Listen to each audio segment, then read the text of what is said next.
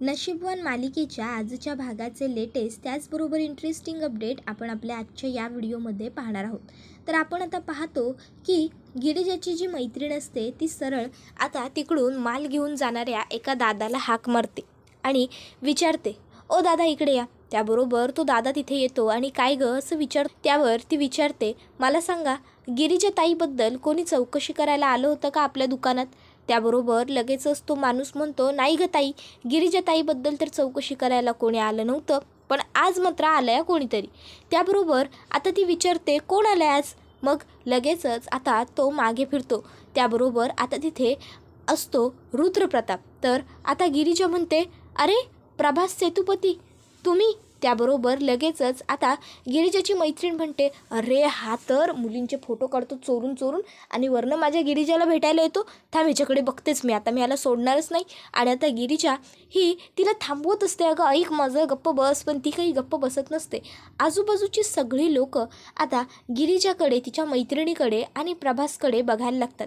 त्याबरोबर गिरिजा लगेचच लोकांना म्हणते, नाही नाही काही नाही, तुम्ही तुमची कामं करा, आमचं ते वेगळंच आहे, तुम्ही करा ना तुमची कामं. लोक त्यांच्या कामांना परत लागतात. तर गिरिजा आता तिच्या मैत्रिणीच्या एका हाताला धरते आणि जोरात म्हणते, गप्प बस. त्याबरोबर तिची मैत्रीण गप्प बसते आणि म्हणते, अगं पण. त्यावर ती म्हणते, गप म्हटलं ना, सांगतेय ना मी काय झालंय ते. त्यावर ती म्हणत असते, अगं तू मला नाही, याला गप्प बसायला सांगायला हवं, याला इकडनं निघून जायला सांगायला हवंस, कळतंय का तुला गिरिजा. त्यावर गिरिजा म्हणते, हो मला व्यवस्थित कळतंय मी काय करते ते.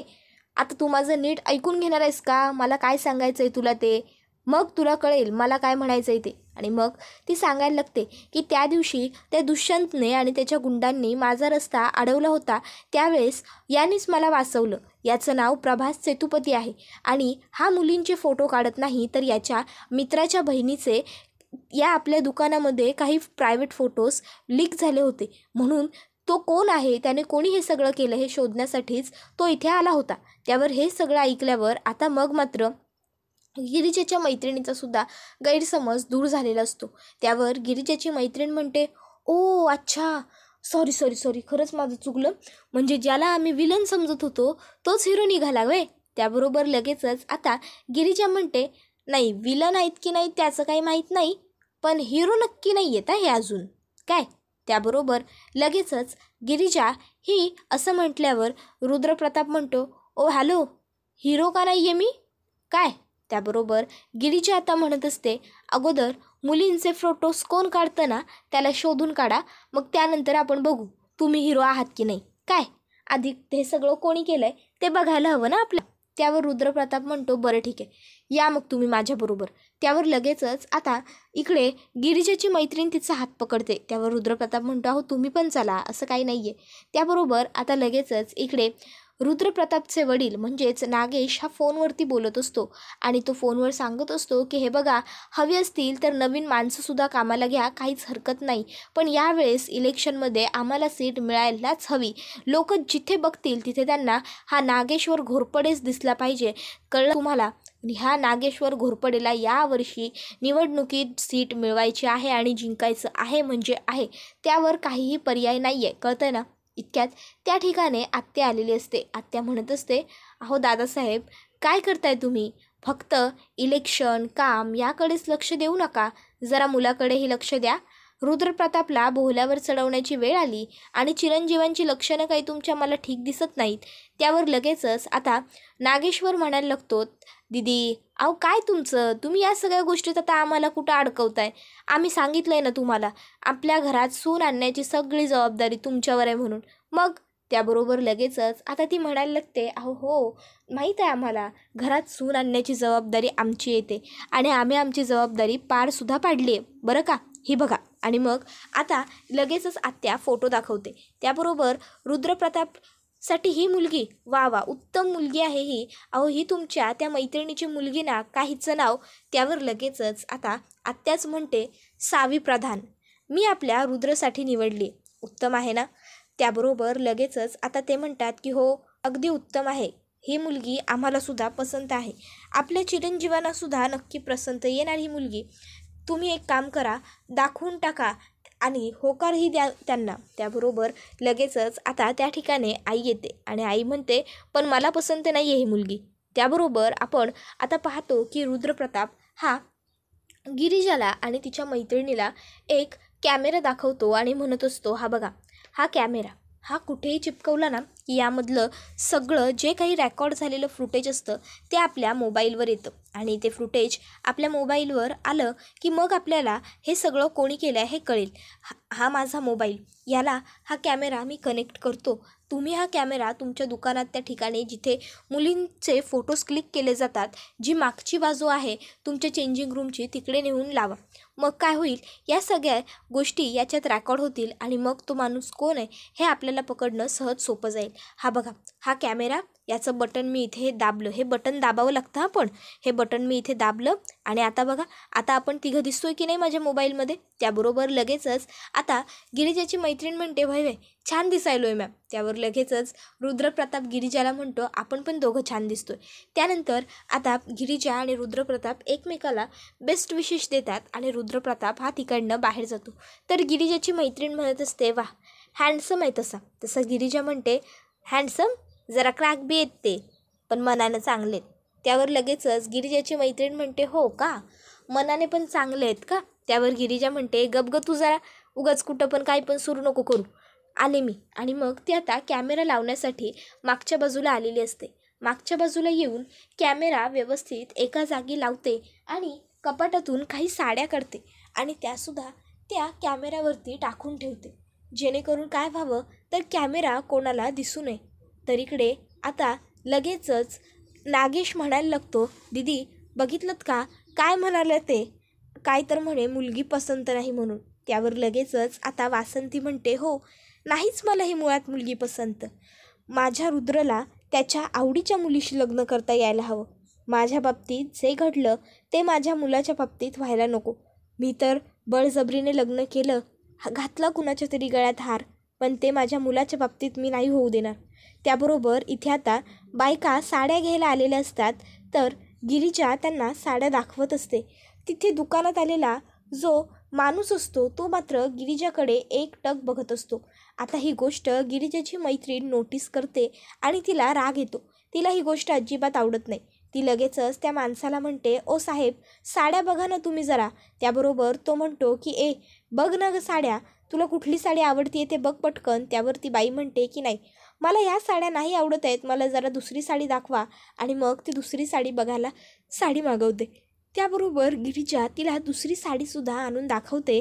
तर आता तो माणूस गिरिजाचं निरीक्षण करतो आणि मग गिरिजाला विचारतो, अहो तुम्ही बाजारपेठेत सगळी दुकानं जळून गेली तिथे कामाला होतात का हो.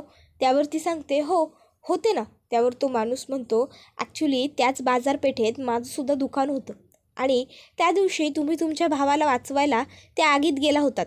तुम्ही तुमच्या भावाला तर काढलंत आणि स्वतःच आगीत अडकलात. तेव्हा नंतर तुम्ही बेशुद्ध झालात, पण मग रुद्रप्रताप साहेबांनी येऊन तुम्हाला वाचवलं. त्यांनी तुम्हाला आगीतून बाहेर काढलं. त्याबरोबर हे ऐकल्यावर ती म्हणते, काय रुद्रप्रतापनी मला बाहेर काढलं. आणि मग आता तो म्हणतो, अहो हो मी होतो ना तिथे माझं दुकान होतं, म्हटलं ना तुम्हाला, मला माहिती आहे, मी पाहिलं होतं सगळं त्यावेळेस, म्हणून मला आठवतं आहे. त्याबरोबर लगेचच आता तिला आठवायला लागतं, तिच्या वाढदिवसाच्या दिवशीसुद्धा रुद्रप्रतापने केक दिला होता.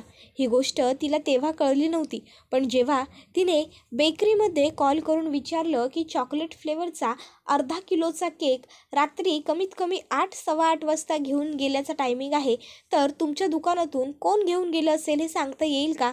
त्यावेळेस तिला त्या केकच्या दुकानाच्या मालकाने सांगितलेलं असतं की हो यावेळी रुद्रदादा आमच्या दुकानात आले होते, रुद्रप्रताप, आणि त्यांनीच हा केक नेला होता. त्यावेळेस तिने विचारलं, कोण रुद्रप्रताप. त्यावर त्यांनी सांगितलं होतं, अहो रुद्रप्रताप घोरपडे. तर इकडे आता नागेश्वर हा जोरात वासंतीवर आवाज चढवतो आणि म्हणतो, बास पुरे झालं, बोलून घेताय म्हणून काय बी नाही बोलू देणार आम्ही तुम्हाला, समजलं ना व. आणि लक्षात ठेवायचं, ह्या घरात सून आमच्याच पसंतीने येणार, आम्हीच दीदींवर जबाबदारी दिली आहे ना ह्या घरात सून आणायची. मग आणि त्याशिवाय रुद्रची निवडसुद्धा त्याच्या आत्याप्रमाणेच आहे. त्याबरोबर लगेचच वासंती म्हणते, अहो पण त्याच्या आवडीचं काय आवडीचा प्रश्न असतो की नाही. तुम्ही तुमची आवड तुमची निवड सरळ सरळ त्याच्यावर लादताय. दिसत नाही आहे का तुम्हाला? त्याबरोबर लगेचच त्या ठिकाणी आत्यामध्ये येते आणि म्हणत असते, रुद्रप्रतापला काय आवडतं आणि काय नाही आवडत हे तू मला सांगायची अजिबातच गरज नाही आहे, कळलं ना? त्याचा आवडता रंग हिरवा, त्याची आवडती डिश माझ्या हातचा शिरा आणि त्याचा आवडता सण दिवाळी. आणखीन काही सांगू? काही गरज आहे का सांगायची? असं म्हणत आत्या आता आईच्या दिशेने पुढे पुढे चालत जाते. आई एका ठिकाणी जाऊन मागे स्तब्ध थांबते, कारण आता मागे जायला रस्ता नसतो, मागे खांब असतो. त्याबरोबर आत्या म्हणत असते, लायकीत राहायचं, हां, लायकीत राहायचं. ह्या घरात सून आमच्याच पसंतीने येणार. एवढं बोलून ती तिकडनं निघून जाते. त्याबरोबर आता इथे बाबासुद्धा म्हणत असतात, आमच्या डोक्याला इथे कसलं टेन्शन आहे आणि यांना बघा कसलं पडले. आणि मग आता ते सुद्धा तिकडनं निघून जातात. त्याबरोबर आई तिथे एकटीच राहते आणि ती म्हणत असते, रुद्रप्रतापला धुळीची ॲलर्जी आहे. हिंग, मध, सुंठ, वेलची आणि चारोळी घातलेलं काढा करून दिला त्याला की त्यानंतरच त्याला बरं वाटतं. रुद्रप्रतापला तो दाखवत नसला तरी अंधाराची भीती वाटते. हाच फरक असतो आईमधला आणि आत्यामधला. आत्याला तीच गोष्ट कळू शकते जी मुलगा तोंडाने सांगतोय, पण आईला ती प्रत्येक गोष्ट कळते जी त्याने तोंडाने सांगितली नाही तरीही चालते. आई ही शेवटी आईच असते आणि म्हणून आई ही गरजेचीच असते. तुम्ही ठरवून जाणून बुजून माझ्या मुलाला माझ्यापासून तोडलाय, मला माहिती आहे, पण ह्या घरात मुलगी तीच येईल आणि तीच मला आणि माझ्या रुद्रप्रतापला जोडेल जी माझ्या रुद्रच्या मनाने आलेली असेल. त्याबरोबर आता ती मुलगी कुठे असेल असं आई म्हणतच असते, तर इकडे गिरिजा हे विचार करत असते की प्रत्येक वेळेस रुद्रप्रतापने मला मदत कशी काय केलेली आहे. त्याबरोबर आता इकडे रुद्रचाच फोन गिरिजाच्या फोनवर आलेला असतो, पण गिरिजाला तर माहीतच नाही आहे ना की रुद्रप्रतापच रुद्रप्रताप आहे. तिला तर रुद्रप्रताप म्हणजेच प्रभास सेतुपती वाटतोय. त्याबरोबर आता रुद्र विचारत असतो, काय गं, तू कॅमेरा लावलास का मी तुला दिलेला? त्याबरोबर गिरिजा म्हणत असते, अहो हे विचारायला फोन करायची काय गरज होती? लावला म्हणजे मघाशीच लावला, कधीच जमाना झाला कॅमेरा लावून मी. त्याबरोबर रुद्रप्रताप म्हणतो, हो का? अगं पण मग माझ्या मोबाईलवर अजूनही कॅमेऱ्याचं फुटेज यायला सुरुवात झालेली नाही, अजूनही कुठलंच फुटेज माझ्या मोबाईलवर काय येत नाही आहे. त्याबरोबर गिरिजा म्हणत असते, तुमचा मोबाईल आहे ना, तुमच्यासारखाच असेल, हँग झालेला किंवा बंद पडलेला जरा, म्हणून दिसत नसेल तुम्हाला फुटेज मोबाईलवरती तुमच्या.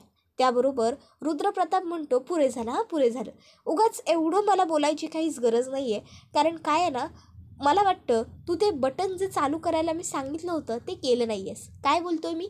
त्यावर गिरिजा म्हणते, ओ हो हो, ते बटन चालू करायचं राहून गेलं. रुद्रप्रताप म्हणतो, म्हटलं होतं ना, आता काय, आता माझा मोबाईल खराब आहे की तू? त्याबरोबर गिरिजा म्हणते, पुरे झालं हां, एवढं लगेच टामण्या टोमण्याने बोलायची गरज नाही आहे. दाबते बटन आणि मग गिरिजा जाऊन बटन चालू करते आणि कॅमेऱ्यात बघत असते. रुद्रला विचारते, ओ दिसतंय ना तुम्हाला इथून सगळं? त्याबरोबर रुद्रप्रताप म्हणतो, हो दिसतंय, सगळं दिसतंय. गिरिजा कपाटाजवळ जाऊन उभी राहते आणि रुद्रला म्हणते, बघा इथलं पण सगळं दिसतंय ना? रुद्र म्हणतो, हो सगळं दिसतंय. आता तिथे एक सुंदर मुलगी आहे जी मला उभी दिसते. गिरिजाला वाटतं तिच्या मागे पुढे कोणी मुलगी आहे. गिरिजा आसपास बघते पण कोणी नसतं. गिरिजा म्हणते, बरं पुरं झालं आता, बघा नीट बघा, उगाच येड्यागत वागतायत. आणि मग गिरिजा तिकडनं निघून जाते. तर प्रभास म्हणजेच आपला रुद्रप्रताप म्हणत असतो, खरंच वेड लागलं बहुता. इतक्यात त्या ठिकाणी नागेश्वर आलेला असतो. नागेश्वरला बघून रुद्रप्रताप लगेचच फोन कट करतो. नागेश्वर आता रुद्रजवळ येतो आणि विचारत असतो, काय हो चिरंजीव, इथे काय करताय? रुद्रप्रताप, काही नाही बाबा, असंच इथे थांबलो होतो असं म्हणतो. त्यावर लगेचच नागेश्वर म्हणायला लागतो, का हो स्वतःच्या लग्नाचा बस्ता आमच्या शिवायच बांधायला घेतलात की काय? त्याबरोबर रुद्रप्रताप म्हणतो, बाबा अहो मी असं कधी करेन का? असं काहीही मी करत नाही आहे. अहो काही नाही, एका मित्राला भेटायला इथे आलो होतो, तर म्हणूनच मित्राची वाट बघायला थांबलो आहे. त्याबरोबर लगेचच बाबा म्हणतात, अच्छा साडी सेंटर बाहेर तुम्ही तुमच्या मित्राची वाट बघायला थांबतात. त्याबरोबर रुद्रप्रताप म्हणतो, अहो बाबा ॲक्च्युली. त्याबरोबर लगेचच आता त्याला नागेश म्हणायला लागतो, अहो असू द्या, हो असू द्या, नका उगाच चौगाच तुम्ही एक्सप्लेनेशन देऊ. माहिती आहे आम्हाला इथे तुम्ही कुठल्या मित्राला भेटायला आला असेल ते. अहो शेवटी रक्त आमचं आहे, तरुण आहे, सळसळणारच, असू द्या, कळतीये आम्हाला तुमच्या मनाची अवस्था कळतीये. त्याबरोबर रुद्रप्रताप म्हणायला लागतो, बाबा अहो ते. त्याबरोबर लगेचच ते म्हणतात, असू दे, काही हरकत नाही. इतक्यात आता इकडे रुद्रप्रतापला त्याचे वडील सांगतात, बरं आता जर मित्राला भेटून झालं आणि मित्राबरोबरचं काम संपलं तर मग या आपल्या फॅक्टरीवर सुद्धा, जरा फॅक्टरीवर बसू, कामासंबंधित काहीतरी चर्चा करू, बोलू काय. त्याबरोबर रुद्रप्रताप म्हणतो, हो बाबा नक्की, तुम्ही वा पुढे, मी येईनच थोड्या वेळात आपल्या कारखान्यावर. त्याबरोबर लगेचच ते म्हणतात, उत्तम या.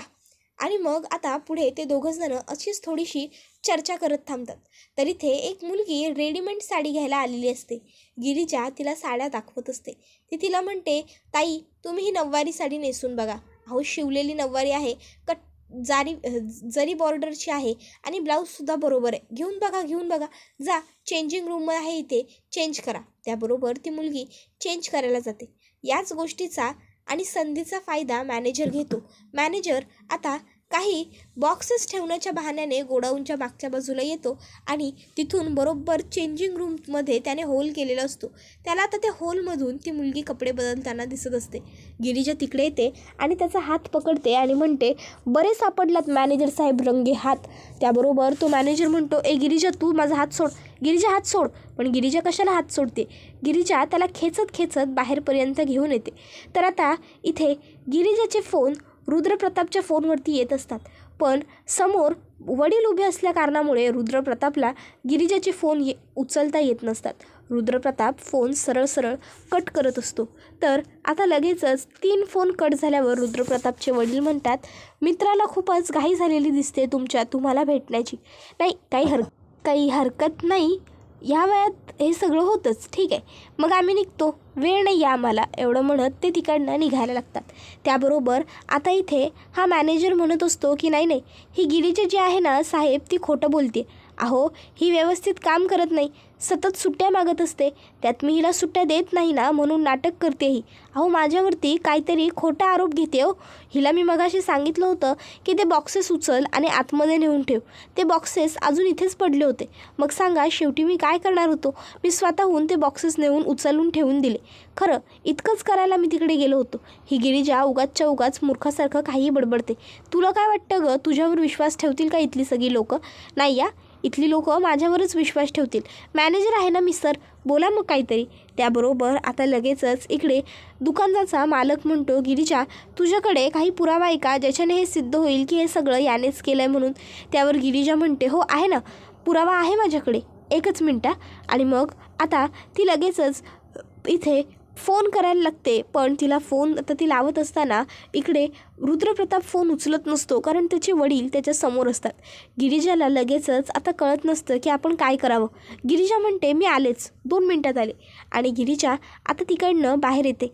तर इथं तोपर्यंत रुद्रप्रतापचे वडील त्याला बाय वगैरे म्हणून गाडीत बसलेले असतात.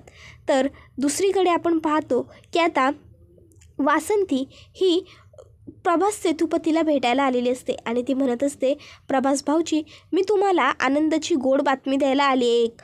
अहो गेल्या 25 वर्षात जे घडत नव्हतं ते आज घडलं. त्याबरोबर प्रभास म्हणतो, म्हणजे आता तो त्याच्या खानाखुनातूनच बोलत असतो. मग ती सांगत असते त्याला की अहो आज चक्क कितीतरी वर्षांनी, जवळपास 25 वर्षांनी अंगद आणि देवकी महाजन यांच्या पिंड्याला कावळा शिवला. कळतंय का तुम्हाला याचा अर्थ किती मोठा होतो ते. त्याबरोबर ते म्हणतात की हो बरोबर, मला कळलं तुला काय म्हणायचं आहे ते. आता ते दोघंजणं बोलत असतातच इतक्यात त्या ठिकाणी आत्या येते. आत्या म्हणत असते, वासंती तू इथे काय करतेस. तुला कितीदा सांगितलं आहे मी ह्या रूममध्ये नसताना या रूममध्ये यायचं नाही म्हणून. का आलीस तू. याने फक्त माझ्याशी बोलायचं, मी सांगितलेलं ऐकायचं, मी सांगितलेलं खायचं. बोल ना. त्याबरोबर आता सांगितलं ना तुला, मग तरीसुद्धा तू इथे का आलीस, का उगाच नसता आगाऊपणा करतेस, असं आता आत्या वासंतीला विचारते. वासंती म्हणते, मी फक्त प्रसाद. त्यावर आत्या तिला तिकडनं हकलवून देते आणि सेतुपतीच्या हातातला प्रसादही खाली फेकते. तर आता इथे रुद्रप्रताप फोन उचलत नसल्यामुळे त्याला बघण्यासाठी गिरिजा ही बाहेर आलेली असते आणि त्यावेळेस गिरिजाला तिचं लहानपण आठवायला लागतं. ज्यावेळेस अंगदला आणि देवकीला मारण्यासाठी तो गिरिजाच्या घरी तिच्या बंगल्यावर गेला होता, त्यावेळेस गिरिजाने त्याच्या हातातलं त्याचं तेच ब्रेसलेट खेचलेलं असतं, जे ब्रेसलेट आजही तो घालून मिरवतो. आता गिरिजा ते बघते, तिला पास्ट आठवायला लागतो आणि ती विचार करते, मला असं काय होतं आहे, ते हातातलं ब्रेसलेट कुठंतरी पाहिलं असं का वाटलं, मला काय आठवायला लागलं. त्याबरोबर रुद्रप्रताप गिरिजाला आता विचारत असतो, बोल आता मी हिरो आहे का नाही. त्याबरोबर गिरिजा ही 2 मिनटं गप्प बसते आणि म्हणते, हो हो हो, कबूल केलं, आहात तुम्ही हिरो, बस का. त्याबरोबर रुद्रप्रतापला आता गिरिजाच्या तोंडून हिरो आहे असं ऐकून खूपच जास्त छान वाटलेलं असतं, आनंद झालेला असतो.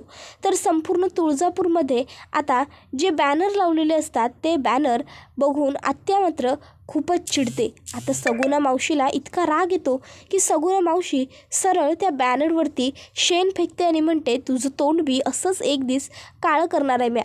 तर दुसरीकडं आता इथे नागेशला एक माणूस कॉल करून सांगतो की तुम्हाला तुमच्या पूजेसाठी जो ऐवज हवा आहे तो माझ्याकडे आहे, माझ्याकडे. आणि मग आता काय, आता लगेचच ते त्याला मारूनही टाकतात. त्यानंतर रुद्रप्रताप त्यांच्याकडे येतो आणि त्यांना विचारतो की आबासाहेब, आज तुम्ही गोडाऊनला गेला होतात का.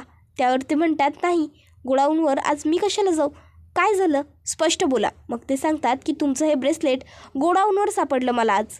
त्याबरोबर हा व्हिडिओ इथेच संपतो.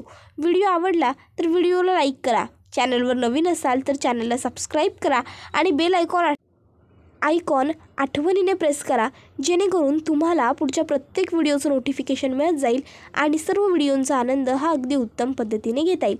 चला तर मग मित्रांनो, आजच्या पुरतं इथेच थांबूया. आता पुढे कधी एकदा इथे सगळा भूतकाळ समोर येणार आणि नागेशचे खरे कांड प्रभास समोर येणार. तुम्हाला काय वाटतं ते आम्हाला कमेंटमध्ये नक्कीच सांगा. पुढचा व्हिडिओ येईपर्यंत टाटा, बाय बाय, धन्यवाद. Take care of your self.